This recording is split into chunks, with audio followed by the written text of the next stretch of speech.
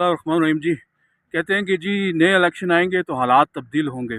مجھے نہیں سمجھ آتی کہ نئے الیکشن سے حالات کس طرح تبدیل ہوں گے، کیونکہ ان الیکشن کے بعد ہی انشاءاللہ دوبارہ سے ہی زرداری اینڈ کمپنی، شریف برادران اینڈ کو اور عمران خان اور اس کے جو ہواری ہیں وہی دوبارہ منتخب ہو کر آئیں گے۔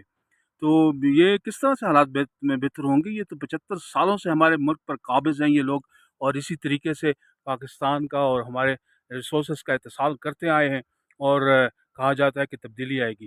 اس الیکشن میں چاہتا ہوں کہ یہ جو موجودہ پارلیمنٹ کے 342 اراکین ہیں ان کو اٹھا کے سمندر میں پھینک دیا جائے، اور ان کی جگہ نئے لوگ اگر منتخب کر کے آئیں تو پھر آپ دیکھیں گے کتنی بڑی تبدیلی ہو سکتی ہے، جہاں وزیر خزانہ، وزیر خارجہ، وزیر اعظم، وزیر دفاع، تمام شعبوں کے لوگ جو ہیں وہ نئے ہوں، تو تبھی تبدیلی ملک میں آ سکتی ہے۔ بہت شکریہ، السلام علیکم۔